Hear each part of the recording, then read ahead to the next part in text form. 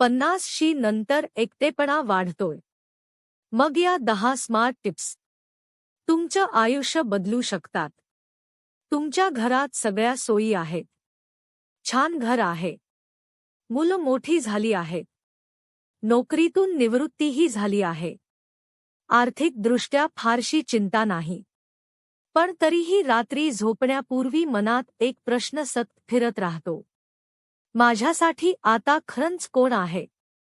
Phone हातात घेतला की कुणाचाच मेसेज नसतो.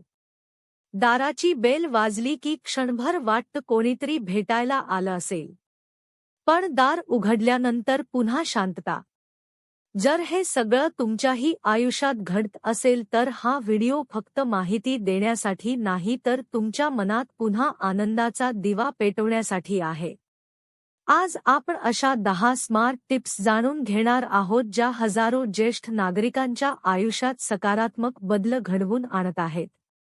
आणि या व्हिडिओच्या शेवटी मी सांगणार असलेली एक छोटी सवय अनेक लोकांच्या आयुष्यातील एकटेपणा कायमचा कमी करण्यास मदत झाली आहे. म्हणून हा व्हिडिओ शेवटपर्यंत नक्की पहा. कारण कदाचित आजचा हा व्हिडिओ तुमचं पुढचं आयुष्य बदलू शकतो. नमस्कार मित्रांनो, तुमचा माझ्या चॅनलमध्ये मनापासून स्वागत आहे. वयाची 50शी ओलांडल्यानंतर आपल्या आयुष्यात अनेक बदल घडतात. संगीत, मुलं शिक्षणासाठी किंवा नोकरीसाठी दूर निघून जातात.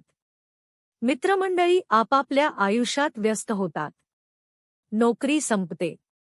दिवसभराचा गजबजाट संपतो आणि हळूहळू घर भरलेलं असूनही मन रिकाम वाटू लागतं. यालाच आपण एकटेपणा म्हणतो. पण एक गोष्ट लक्षात ठेवा. एकटे असणे आणि एकटेपणा जाणवणे या 2 वेगळ्या गोष्टी आहेत. काही लोक एकटे राहूनही खूप आनंदी असतात. तर काही लोक मोठ्या कुटुंबात राहूनही मनाने पूर्णपणे एकटे असतात. म्हणून आजचा विषय फक्त ज्येष्ठ नागरिकांसाठी नाही तर प्रत्येकासाठी महत्त्वाचा आहे. चला सुरुवात करूया पहिल्या स्मार्ट टिपपासून. स्वतःशी पुन्हा मैत्री करा. एक प्रश्न स्वतःला विचारा. शेवटचं कधी तुम्ही स्वतःसाठी वेळ काढला होता? कितीतरी वर्ष आपण फक्त मुलांसाठी, कुटुंबासाठी, नोकरीसाठी, जबाबदाऱ्यांसाठी जगत राहतो. आणि एक दिवस अचानक सगळ्या जबाबदाऱ्या कमी होतात. मग स्वतः सोबत राहणंच अवघड वाटायला लागतं. कारण आपण स्वतःलाच विसरून गेलेलो असतो. आजपासून दररोज फक्त 30 मिनिट स्वतःसाठी ठेवा. सकाळी चहा घेत बाल्कनीत बसा. आकाशाकडे पहा. एखादं चांगलं पुस्तक वाचा. हलकी संगीत ऐका. जुन्या आठवणी लिहून ठेवा किंवा फक्त शांत बसा. सुरुवातीला हे विचित्र वाटेल. पण हळूहळू तुम्हाला जाणवेल की जगातील सर्वात चांगली सोबत स्वतःचीच असते. एकटेपणावर मात करण्याची ही पहिली पायरी आहे. छोटं उदाहरण साताऱ्यातील 62 वर्षांच्या उषाताई निवृत्तीनंतर पूर्णपणे निराश झाल्या होत्या. दिवसभर टीव्ही आणि मोबाईल याशिवाय काहीच नव्हतं. एका मैत्रिणीच्या सल्ल्याने त्यांनी दररोज डायरी लिहायला सुरुवात केली. आज तीच डायरी त्यांच्या आनंदाचा तारण बनली आहे. त्या म्हणतात, मला आता स्वतःशी बोलायला शिकायला मिळालं. पण फक्त स्वतः सोबत वेळ घालवल्याने सगळं बदलत नाही. आपल्याला माणसांची ही गरज असते. मग दुसरी टिप तुमचं आयुष्य बदलू शकते. टिप 2. नवीन मित्र बनवा. वय काहीही असो. आपल्याकडे एक गैरसमज आहे. मित्र फक्त तरुणपणीच बनतात. पण हे पूर्णपणे चुकीचं आहे. 50शी नंतर नवीन मित्र बनवणं अजून सोपं असतं. कारण या वयात लोकांना दिखावा नको असतो, तर मनापासून संवाद हवा असतो.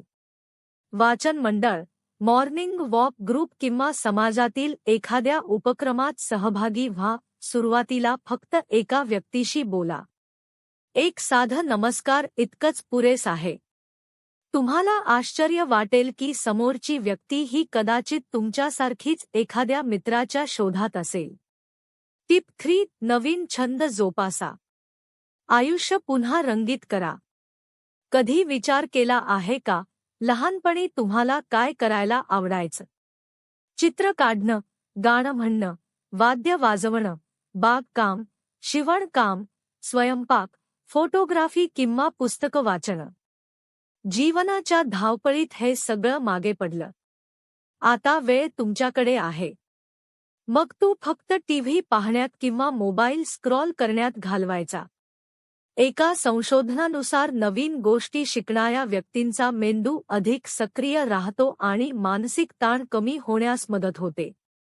म्हणून आजच ठरवा, या महिन्यात एक नवीन छंद सुरू करायचाच. टिप 4. रोज किमान 30 मिनिट चालण्याची सवय लावा. आपलं शरीर आणि मन एकमेकांशी घट्ट जोडलेलं आहे. जेव्हा आपण चालतो तेव्हा फक्त पाय चालत नाहीत, तर मनातील ताणही हळूहळू कमी होतो. सकाळची ताजी हवा, सूर्यप्रकाश, पक्ष्यांचा आवाज, हिरवाई हे सगळं मनाला शांत करतं. जर तुम्हाला गुडघ्यांचा त्रास असेल तर डॉक्टरांचा सल्ला घेऊन हलका व्यायाम करा. पण पूर्ण दिवस एका जागी बसून राहू नका. लक्षात ठेवा, शरीर जितकं सक्रिय तितकं मनही सकारात्मक. टिप 5.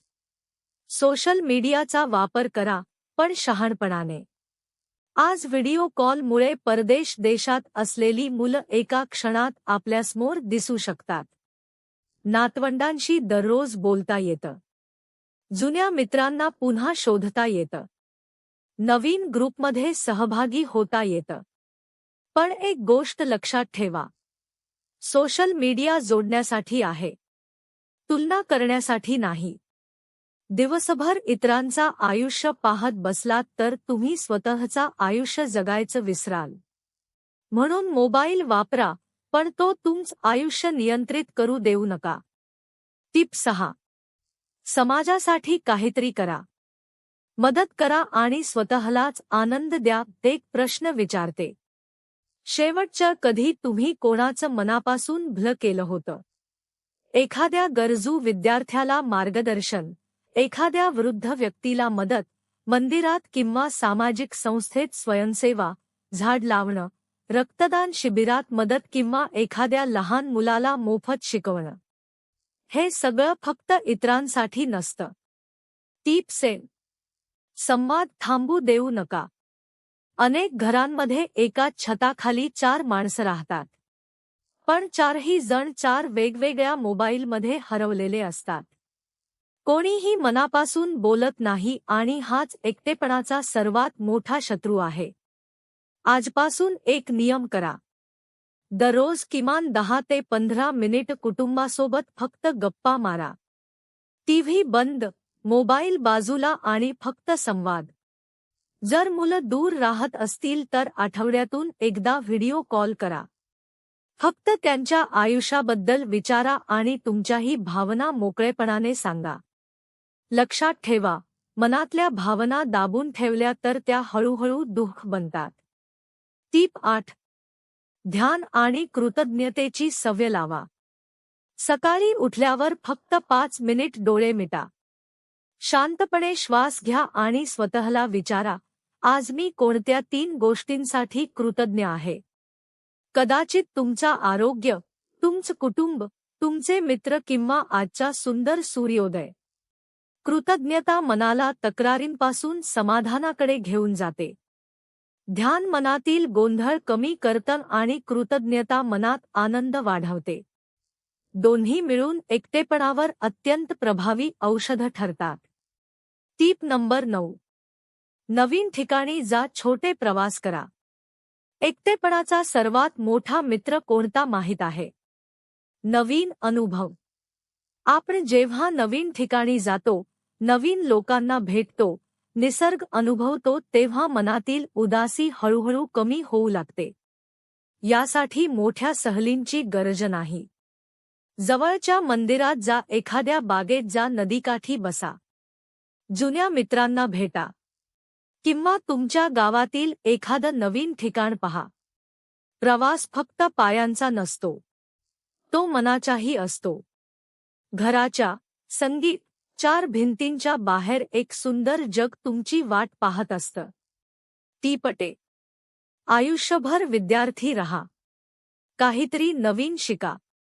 एक प्रश्न स्वतःला विचारा. मी शेवटचं नवीन काय शिकलो होतो?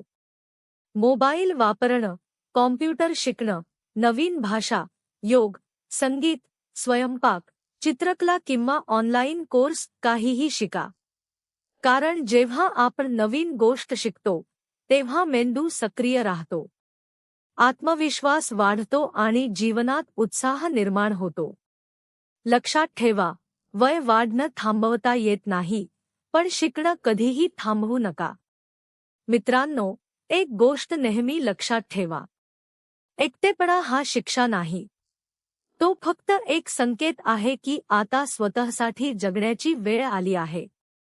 50 म्हणजे आयुष्याचा शेवट नाही. खरं तर हा तो काळ आहे जेव्हा तुम्ही स्वतःला पुन्हा शोधू शकता, नवीन मित्र बनवू शकता, नवीन स्वप्न पाहू शकता आणि आयुष्य पुन्हा आनंदाने जगू शकता. स्टार. दररोज स्वतःला हा मंत्र सांगा.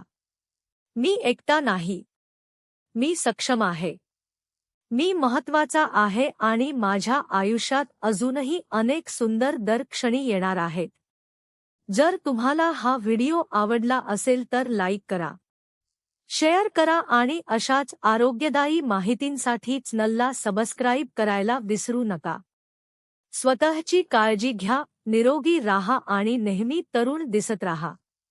धन्यवाद. व्हिडिओ आवडला असेल तर लाईक, शेअर आणि सबस्क्राईब नक्की करा. पुढच्या भागात आपण आणखी एक महत्त्वाचा हेल्थ टॉपिक घेऊन भेटू आणि अजून हेल्थ व लाईफस्टाईल टिप्ससाठी आमचा चॅनल सबस्क्राईब करा. बेल आयकॉन दाबा. धन्यवाद.